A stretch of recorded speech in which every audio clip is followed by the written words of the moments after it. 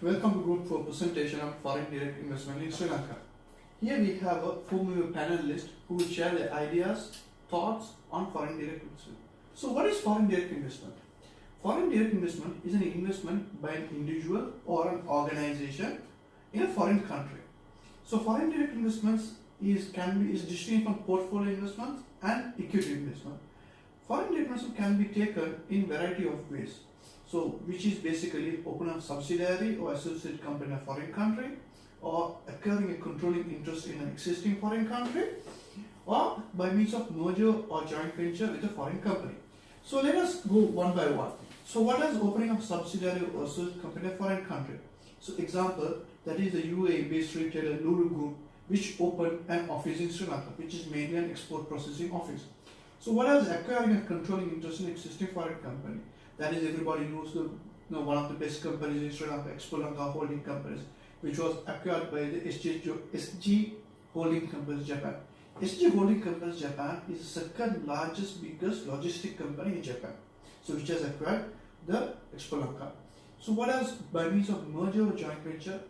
That is a German's Allianz Insurance Company. Allianz Insurance is one of the worldwide multinational companies which operates even in Qatar. So, which acquired Janasakti General Insurance for an amount of 16.4 billion rupees. This acquisition made Allianz Insurance becoming one of the country's largest general insurance, not life insurance, it's general insurance, with a market share of approximately 20%. And another we can say example is the investment by GAC with Hemas Transportation for integration logistic facility. But foreign direct investments can be commonly categorized as horizontal, vertical, and conglomerate. So, what is horizontal direct foreign investment?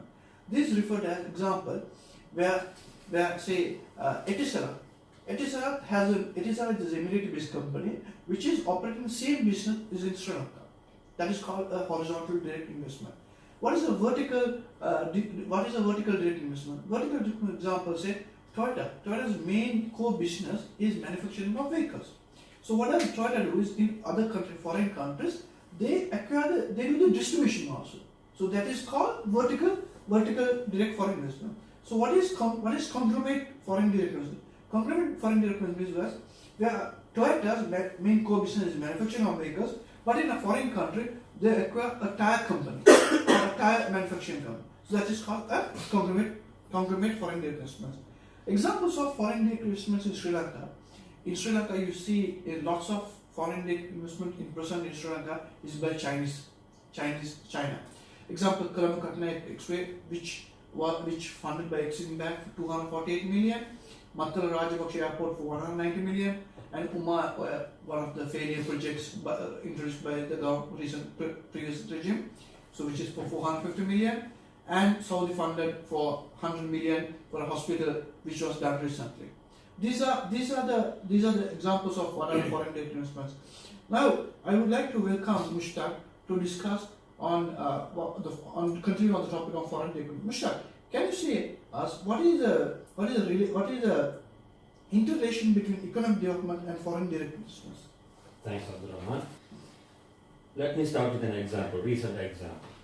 Recently, there was a journalist who was murdered in Turkey. He was an American citizen, but he's a Saudi Arabian guy, American citizen.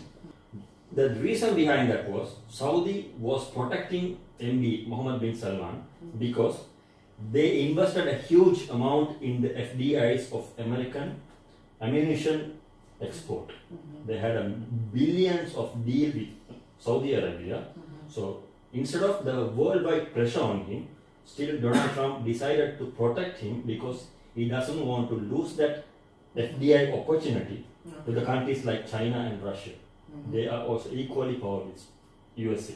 So we can understand the significant level of FDIs and how it pushes the leaders to go to that extent to countries. Looking at that one, a brief stats on Sri Lanka. Where is Sri Lanka now and where it will be in 2020? Okay. I mean, now the 5.9% GDP growth is expected to go up to 7% in 2020 through the FDIs. You can see in the last column, FDI average is 1.65%, which is significantly low now with Sri Lanka's capacity. But 2020 Sri Lanka is expecting to climb that ladder and go up to 5%, which will be a significant increase for a developing country like Sri Lanka. Yes.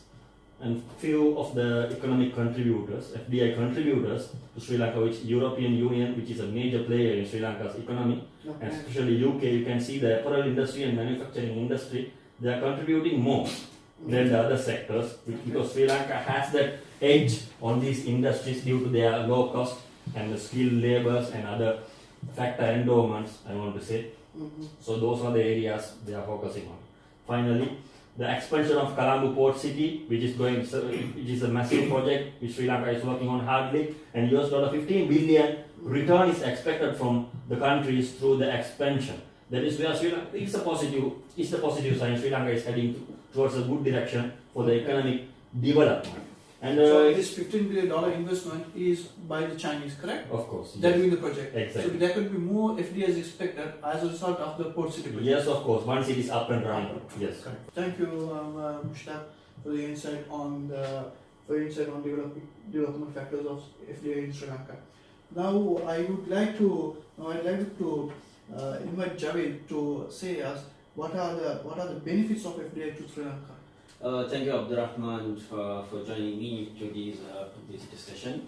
And when we look at the advantages of these foreign direct investment, and we need to understand what is the requirement for a foreign direct investment. For a third world country or a lower middle income status country, Sri Lanka, since from the independence, we are just still a third world developing country. And in order to develop the country, you need more like capital and more investment to put in. But and you have to have a better standard of living or else more jobs should be there. The unemployment should be reduced, unemployment rate. And the Sri Lankan government by 2020 is expected to have like $5 billion worth of like foreign direct investment. That is their the estimation by 2020. Which is the 5% of GDP with Mushtaq shared. Yeah. Right? And also the new regime has like a target like 1 million new jobs to be established. In addition, there are, if you see the display, and there are like a rich natural resource bases, and Sri Lanka has like a strategic geographical position. That's an advantage. And also we have a like highly trained workforce and fascinating culture. And also like there are, if you see the display, and there are like a rich natural resource bases, and Sri Lanka has like a strategic geographical position. That's an advantage. And also we have a like highly trained workforce and fascinating culture. And also like we have like a lot of industries which the foreign direct investors can think about as a tourism, one of their one, and the logistic and the information technology enabled services, and the value added food processing and all. And on top of that we have already the apparel one. And when we look at the advantages and these of the foreign direct investment, it's the heart of the economic growth. And if you look at the 2017 like fiscal policy budget, and Sri Lanka has like 60% of the budget goes to the public investment, which is the budget. It goes to the predetermined expenditures of the government, and which is like a free healthcare, free education, and so on. And so if you look at the Sri Lankan government, is still struggling to invest more money on the new industries or like innovations and more for mass production and all. So in that case, we need the foreign direct investment. So that will help the Sri Lankan government. That's also one of the benefits. Because one example is Sri Lankan Airlines, which is a loss-making situation. Yeah. But I guess they are still struggling to Yeah, find Sri Lanka government partners. is really finding hard time to pump more money into like build up this national carrier. So in that case, we had like Emirates, that's a foreign direct investment of a certain percentage ownership and the profit sharing. and it gives a more more input of inflow of money and more But expertise When knowledge. and Emirates more is not only the inflow, but the technology, the management skill from technology Emirates. and the efficient management skills comes into play. So that's also meant. And on top of that, we can look at the other advantages as like the innovation, the what you call technology exchange, which our workforce can gain from the foreign investors and the foreign workforce. Okay. And also the innovative technologies comes into the country. That's also a main part of the advantage. And what do you call and when we have like innovative technology, we can go for like the mass production where you can have like economies of scale. Yeah. Thank you, Jared, for sharing us the benefits or the advantages of foreign investments. Now, I would like to welcome Naushad. Naushad, can you say why Sri Lanka struggles to attract foreign direct investments? Thank you, Abdul Rahman. Before I start my presentation, let me give a quote from the Lord Buddha. He says, change is never painful, only the resistance to change is the painful. Because there is a logic behind this quote and the topic which I am going to discuss. Okay. Let me dictate you through a suitable example. The main reason I would like to highlight here, there are many reasons, I would like to highlight a few things which is critically important. Okay. The first part is political instability and inconsistent trade policies. Yeah. Trade policies and politicals are work closely together. Okay. As you can see, last 17 years, Sri Lanka has frequent regime changes. So every government, once they come, they will come up with the new ideas and new policies and Okay. new goals or new visions. Actually, Okay. we can have multiple strategies. That's not a problem, but we should have one vision.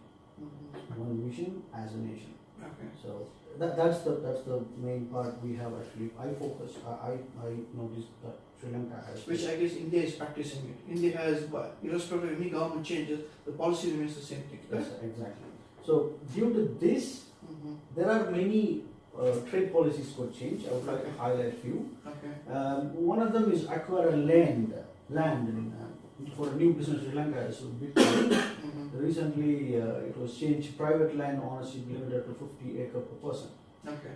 So this same time, is for the foreign nationals. Same time, yes. So for the same time, one time 25% tax. Okay. Company who makes over 2 billion profits. And another example, FDI's investments are restricted for maximum 40% ownership for the goods subject to international quotas such as rubber, tea, cocoa, and non-renewable resources. With this fact, what happened was our FDI was reduced 54% in 2016. Okay. Also, its world became known like Sri Lanka. World Bank stated that Sri Lanka's present import regime is one of the most complex and protectionist in the world. Next important topic, which is our branding strategy about Sri Lanka. So normally when you ask about Sri Lanka for other foreigners, what do you know about Sri Lanka? They used to say Sri Lanka is known for beaches or cricket. Yeah. Not about a place where we can invest something. So it's kind of a marketing mafia again. So we are focusing on certain area where we can, to market Sri Lanka. I guess because Sri Lanka has been ranked top country for travel in 2019 by Lonely Planet recently. Exactly. But when you look at India and Singapore and all, they are in parallel. At the same time, when they promote tourism, Okay. at the same time they are promoting their investment area where they can build more benefit, whether they can inform MNCs also. Okay. Another thing is loss-making state-owned enterprises, especially the power plants, Okay. CEB and CPE, Ceylon Petroleum Corporation and Ceylon Electricity Board, due to the decision-making authorities fragmented and the strike of the union. Okay. So they are not making they are loss-making company. So and critical important stuff for energy for MNC's investment. So That is one of the things. Another one is MNCs find it difficult to find intellectual in Sri Lanka, skills labor. I don't say that Sri Lanka doesn't have skilled labor, Okay. but most of them are out of the country, but the remaining are comparatively expensive than other nations. For example, Bangladesh, Malaysia, Thailand, if you look at, they are they're cheaper labors, but technically productive Okay. compared to our nation. So this is one of the disadvantages.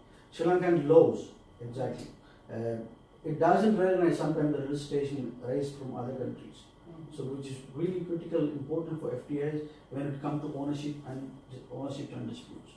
And another important point is regulatory issue, bribery. Sri Lanka has been ranked for 91 out of 180 for the least corrupted country to do business. Obviously, no one wants to do a business with a corrupted person. Correct. I remember which is the president's staff, personal staff was for a sugar company. Yes. He was bribed and he was caught by recently. Right. Another important thing is insufficient logistics staff, roads and seas, and limited access to the port, and delays in custom, all those things. Okay. So together, still we are struggling. I would say our great struggle always from our great son. We have strength. Together, we can make it better. Thank you. Thank you, Naushad, for your insights on why Sri Lanka struggles in MBA. Welcome, Naushan. Thank you. Yeah. Naushan, now Naushad said, what are the struggles to attract FDIs? Yeah. Can we know the recommendations? How can FDIs can be improved in Sri Lanka? Now take example of Vietnam. Vietnam has an FDI attraction of 14.1 billion, which is also a European country. Yeah. Sri Lanka has about 1.3. Can you see as recommendations? Yeah, I will not say Sri Lanka don't have a potential, but Sri Lanka, of course, do have a potential to improve the FDIs. Okay. And if you see the present look on the stats here, it's issued by the Central Bank of Sri Lanka recently. If you look at the last 3 years, you can see even January it was $964 million, and it's dropped down to 352. Now it's 719 for 3 months before. Okay. So these fluctuations we can increase more than 964, or we can make it much better if you plan it well. Okay. And the suitable way to the system of Sri Lanka, and in order to get the benefit. Otherwise, all the benefits or what are the dreams we talked about earlier will be void. Okay. So these are the best ways. I would suggest these are the 6 ways. It's recommended by many people. First one is reworking the trade policies. It's like every government changes. And this is very hard to implement the unique trade policy to Sri Lanka. As you said, like India has one policy, it's never changed, but it's not applicable in Sri Lankan government according to the government's rules. And Naushad covered this logistic and trade facilitation. I would add one more thing, so like the China is investing on the trade, on the transportation and everything. If you can bring out more people to invest on the developing the transportation, which is eventually attract many people to invest more in Sri Lanka. Correct. Because the infrastructure should be Sri Lanka, instead of Sri Lanka to spend the money to infrastructure, if they can bring the foreign direct investment to the transportation, it's a benefit for them. Okay. So the other thing is like labor-related issues and getting women to work. This is all the normal things in every country should focus on the trade policies. And the other things like we are talking about the main things which every economist talks about, how to develop. And we don't want to miss these factors when attracting the foreigners. Like it should be anti-corrupted country. Sri Lanka is way forward to work on these things, as we know. And then other issue is law and order. There's a proper law and order policy should be implemented in Sri Lanka to get more attraction to the foreigners to come in. The country should be very clean. It's like you can the Singapore's and everything. So it should be very clean and to attract it. And the social issues like there's a recently the religious issues and crimes and these all. It's bringing a negative thought about Sri Lanka. So like Arabic countries, and they don't want to invest for such religious, Discriminations. And yeah, something like that. So, and then other social issues like violations of women and children abuse, these all should be eliminated from Sri Lanka in order to attract the people. Thank you. Thank you. Thank you, Roshan. Thanks for your insight. And it was a productive session. Thank you guys for joining on this discussion on foreign curriculum, and hope to see you soon on another topic. Thank you. Thank you. Thank you.